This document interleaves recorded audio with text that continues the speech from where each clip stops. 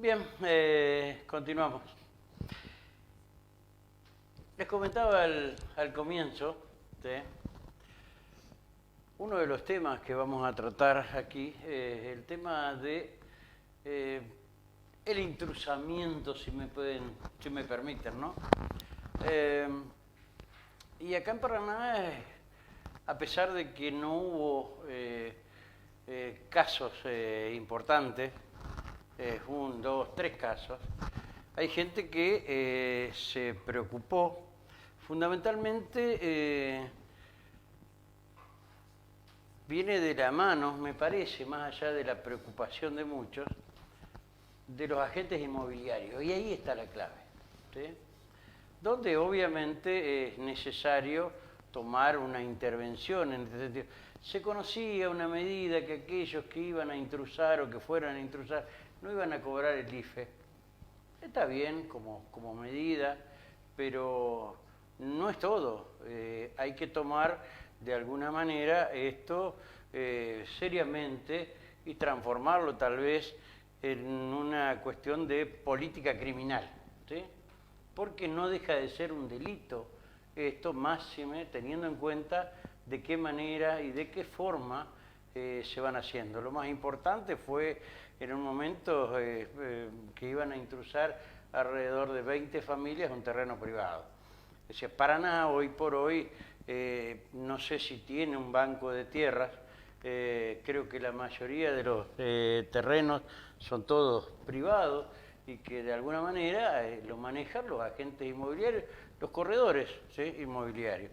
Entonces, acá hay una preocupación muy importante de parte de ellos que obviamente tratan de trasladarlo no solamente a la justicia, sino también a nivel gubernamental. Está con nosotros el doctor Pedro Fontaneto para que nos cuente y les cuente cómo y de qué manera se van a desarrollar este tipo de políticas aquí en la capital de la provincia. ¿Cómo te va, Pedro? Buenas noches. Rubén, Gracias por venir. Bueno, por favor, un placer. Gracias. Bueno, contame un poquito de historia y pero fundamentalmente qué es lo que piensan hacer ustedes como disparador para que esto también forme parte de la política criminal de la provincia de Entre Ríos. Claro, no, a ver, lo primero que hay que decir es que acá hay una especie de choque de derechos y contraderechos, porque todo esto arranca también por un déficit en materia de vivienda y de políticas sociales del Estado de hace muchísimos años, que obviamente trae aparejado esta situación de las usurpaciones, es decir, puede haber, como se dice en algún lado, algún direccionamiento o algunas indicaciones para estas tomas de terreno, pero también es cierto, digamos, que en Argentina y en nuestra provincia, en nuestra ciudad, no le escapa a la faltante de política de vivienda. Pero por el contrario también, o por el otro lado, vos también tenés los intereses de esos privados que invierten en un terreno, que invierten en un loteo y que obviamente ponen mucho dinero ahí para luego generar un sector de vivienda o vender esos terrenos a particulares y que hoy se ven muy preocupados por esta situación de las usurpaciones. Como bien decías vos, a ver, estamos hablando de un delito que está contemplado en el Código Penal y que nosotros lo que vemos es que no hay una respuesta efectiva por parte del Estado ante todo esto.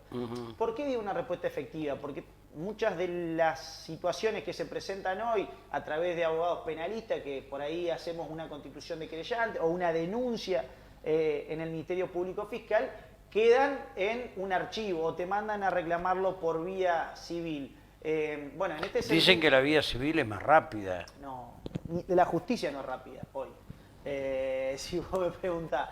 Entonces, Mira si le intrusan a, qué sé yo, no sé, algún fiscal, algún juez que puede llegar a tener entre 30 y 50 terrenos. no, bueno, Qué lío, ¿no? Y habría Esto que no ver. es cierto, les aclaro, ¿va? Es una hipótesis que genera en mi cabeza, nada más. No es cierto esto, ¿va? Que hay jueces y fiscales que pueden tener 40 o 50 terrenos. Esto no existe, ¿sí? Menos aún declarado, menos, ¿sí? No, ni hablar que no me ha tocado particularmente hacer Sí. denuncia por usurpaciones representando a ese sector, pero sí como decías vos, a inmobiliarias o a propietarios muy preocupados por esta situación. La realidad es que hoy desde la justicia no hay una respuesta en concreto, o por lo menos que satisfaga a este sector privado, y por eso es que en cierta medida lo que se propone es desde la política en general realizar nuevos protocolos preestablecidos que le permitan, sobre todo a la gente, obviamente trabajado con una buena materia de comunicación, de que esa gente sepa qué es lo que tiene que hacer si en algún momento se está viendo intrusada en sus terrenos o en sus domicilios, o incluso si está viendo que al vecino le están intrusando en un terreno. Obviamente todo esto en conjunto con un protocolo elaborado con fuerzas de seguridad provincial en este sentido y con el Ministerio Público Fiscal, ni hablar con jueces de garantía en que caso ya de... ni siquiera tenga que intervenir un fiscal, ya hay un protocolo. Pero lógico. Ante el hecho se sabe lo que hay que hacer. Exactamente. Que debería existir ese protocolo, me parece, para muchos casos, donde jueces y fiscales, los fines de semana, no me molesté, la verdad estoy comiendo un asado, después voy, en fin. Es lo que pasa, y nos pasa esto. No, lógico. Me parece. Todo eso tiene que ver con una política criminal. Es decir, Claro. por ahí la gente, cuando hablamos de política criminal, no sabe qué es la política. La política criminal es lo que traza la Procuración, el Ministerio Público Fiscal, y dice, bueno, a estos delitos se le da prioridad, a estos otros tratemos de resolverlo con un medio alternativo, a estos delitos, bueno, veamos a ver si lo pueden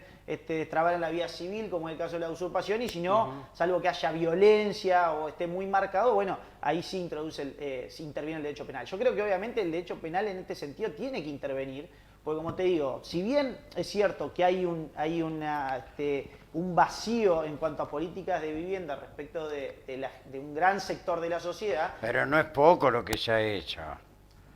Esto es cierto. No, lógico. No es poco. No, lógico que no, pero tampoco podemos, por esa ausencia, que pague otro sector privado, en este caso, como te decía, los dueños de loteo, los dueños de terrenos o de algunas propiedades. Por eso yo hablo de que hoy la política tiene que empezar a trabajar en grandes mesas de trabajo y en protocolos preestablecidos, porque los protocolos lo que ayudan es a prevenir.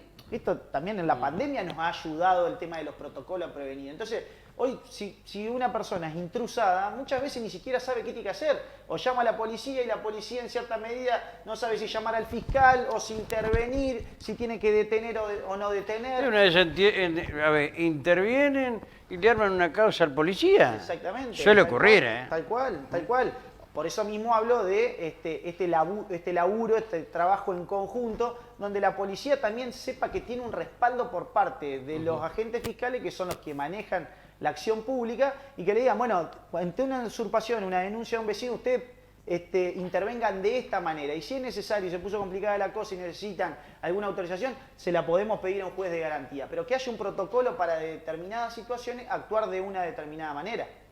Es necesario, no ahora, porque evidentemente lo económico y financiero creo que no lo permite, pero es poner en marcha lo que se llamó en su momento la policía judicial, que debido a las internas que había, bueno, no se llevó a cabo porque todos querían conformar el staff de la policía judicial, el tema que querían ir enganchados con los sueldos de la justicia, ¿no? Este es el tema. Tal cual. Bueno, a ver, lo de la policía judicial no es otra cosa que algo que se adeuda a la provincia desde la reforma constitucional. Yo el otro día leí una nota del diputado Hus que también hablaba de esta necesidad de ponerse a trabajar de manera rápida y efectiva en cuanto a la policía judicial. Yo creo que la justicia en sí misma también necesita una refrescada en cuanto a un montón de cuestiones. Yo particularmente, así como reconozco y veo muy buenas acciones dentro de algunos funcionarios judiciales, también lo que noto en la gran mayoría de la gente que por ahí uno ve desde su rol de abogado penalista, es que entiende que la gente tiene una sensación de que la justicia está allá lejos. Y en este sentido yo creo que no es que la gente tiene que ir a la justicia a buscar respuesta, es la justicia la que tiene que acercarse a la gente. Entonces, en ese sentido, me parece que hay que hacer algunas reformas y de alguna manera, acercándose a la gente, tratar de solucionar esos problemas y sobre todo ganar en celeridad, en rapidez. No puede ser que un proceso judicial dure 4 o 5 años, que una persona esté esperando una sentencia durante 4 o 5 años, sumado las apelaciones, sumado esto, proceso de 8 o 10 años, es una barbaridad. Entonces me parece que la justicia en ese sentido tiene una parrilla muy grande. También. Ese es el tema. La parrilla que tienen es muy grande. O sea, te llaman a tomar el té, te investigan, te someten al tribunal de la Inquisición y después nunca resuelven y te tienen en una parrilla sin decir que si te imputan, si no te imputan, porque hasta que no te imputen, pero después viene el tema de la estigmatización, de la prensa, la venta de enlatados, y sabemos que eso pasó y ojalá poco a poco, por estos últimos casos que están apareciendo, esto se termine. Ojalá que sí. Y los jueces fallen conforme a derecho y no a los hechos. Que este es el tema. Muchas veces trabajan en torno a los hechos, la mediatización y cómo lo van manejando. Este es el lobby que hacen permanentemente. Me parece, tal vez estoy equivocado como siempre, ¿no? Pero no, tal cual. Creo que es así. Incluso no solamente fallar en cuanto a los hechos y al derecho, sino también no hacerlo en base a quién es la persona que está siendo sometida a proceso, que muchas veces termina pasando. No es lo mismo a veces la persona que está imputada en un hecho que otra, bueno, ya vos sabrás bien de lo que te estoy hablando. Sí, pero sí yo creo también que la justicia requiere, y en esto es importante entender, requiere de una ayuda o de un trabajo también paralelo del poder legislativo. Yo creo que el Código Procesal que nosotros tenemos en nuestra provincia, el Código Procesal Penal en la provincia, tiene déficit, y entre esos que vos estabas nombrando recién, personas que son llamadas a designar abogado defensor y no son imputadas durante 1 o 2 años. Y no vas a ser candidato, señor, venga. ¿Cómo? Y sí, porque usted tiene una casa. ¿De cuándo? Y hace 15 años. ¿Cómo? Tal cual, tal cual. Yo creo que, bueno, por eso mismo te estoy hablando de esta cuestión de reformar ciertas cosas, o en caso de que no se reformen, que sea la propia justicia la que lo salve. Claro. Entonces, si una persona está sometida a un proceso durante 3, 4 años y no es imputada o no es elevada a juicio, y la propia justicia la que tiene que decir, bueno, a los acusadores, si no tienen las pruebas para remitir, esta causa afuera. O sea, vos fijate el caso emblemático, Lázaro Báez, no lo estoy defendiendo, quiero que entiendan esto, sino que me estoy ajustando a lo que es el derecho. Más de 4 años en cana, por ser vulgar, y que no había ningún tipo de resolución judicial, procesado, y la causa no avanzó. Le confiscaron los bienes, hablaron de los arrepentidos, de los cuadernos, y hoy resulta que hasta los propios vecinos no lo dejan que actúe conforme a una resolución judicial. O sea, hay gente que no respeta ni siquiera la justicia. Ese es el tema. Esto creo que son los parámetros equivocados que tenemos una parte de los argentinos. No, tal cual. Y yo creo que en ese sentido también, a ver, uno por ahí se gana el odio de algunos amigos cuando discute estas cuestiones. Si tenés razón, pero no importa. Pero yo hay veces que digo, los cañones a veces están mal apuntados, porque como decís vos, yo no lo voy a defender a Lázaro Báez si efectivamente luego de una condena como debería ser, con garantías procesales, con debido proceso, es condenado. Ahora bien, el hecho de que un tipo esté 4 años y medio en una prisión preventiva y no sea juzgado, no es culpa del imputado, es culpa de otro lado. Entonces, los cañones tienen que ser dirigidos hacia la justicia en ese sentido, que no lo juzga, no hacia el imputado. Bueno, lo mismo trasladado a cualquier esfera judicial que vos quieras llamarle. Sí. Pero me parece que es eso, es tratar de empezar a ver que no solamente es la culpa de ciertas personas o de cierto sector, y si no empezar a dirigir los cañones también a otros sectores que nunca son mirados ni siquiera de reojo. Pues sé que hay abogados que algunos son negociadores. Yo le he preguntado, ¿por qué no buscaban? No, que yo quiero arreglar. ¿Por qué no te buscaste? No, que yo quiero pelear. Hay abogados para todos los gustos, ¿no? Aquellos que son dialoguistas, los otros que no, que vamos a pelear hasta el final. No, que el sistema nuestro está hecho para la probation, así solucionamos el tema, solucionamos los casos. Te conozco, o sea, viniendo de una familia tradicional de Paraná, como uno de los abogados duros, ¿sí? Que no negocia y que se ajusta a derecho.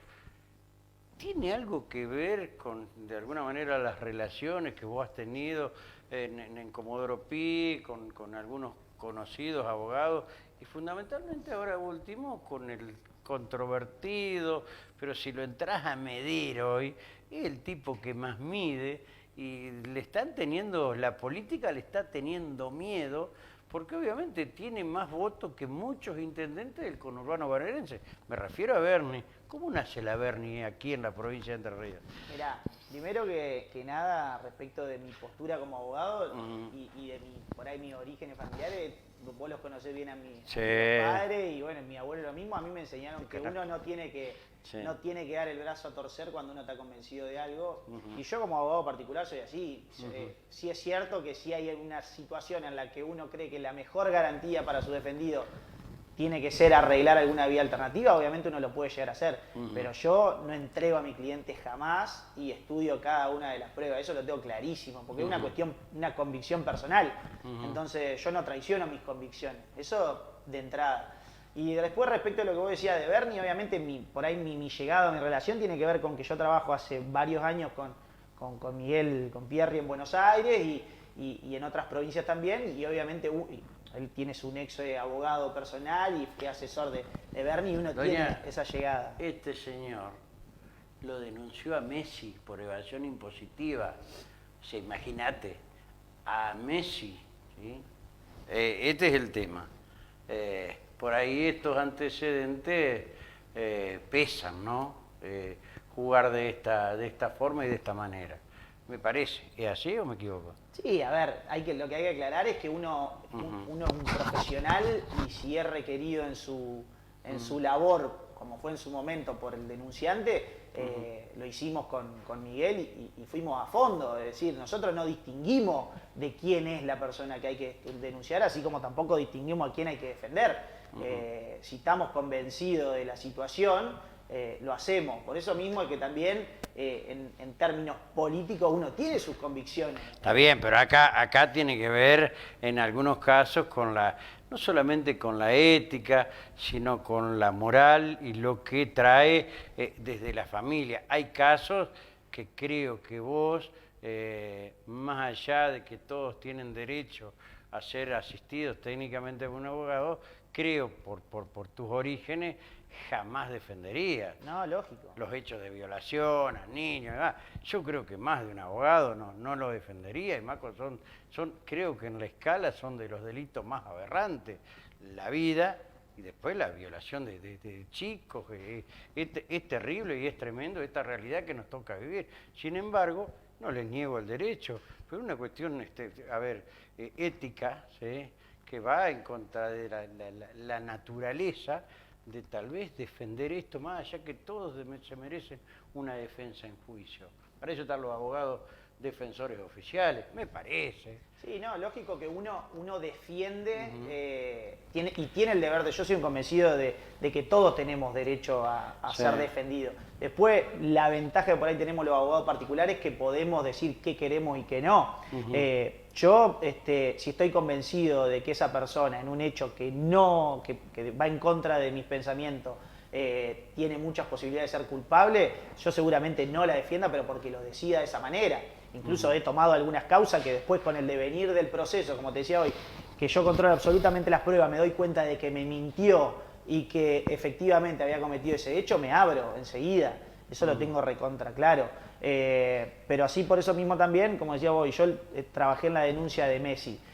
Yo en ese sentido también soy un convencido de que ¿por qué no podría defender a una persona por una causa de narcomenudeo que se vio tal vez acorralada sin justificar a vender droga para darle de comer a su hijo y no denunciaría a Messi por más que sea el mejor jugador de fútbol del país? Para mí tal vez es hasta más grave utilizar una fundación para evadir impuestos y lavar dinero ante que una persona que en uno de los barrios más humildes de Paraná tuvo que salir a vender gramos escasos de marihuana para darle comer. Son las inequidades de la ley de narcomenudeo. Exacto. Lamentablemente así, y lamentablemente el penal está lleno de perejiles. Esto es así, lo he visto, ¿sí?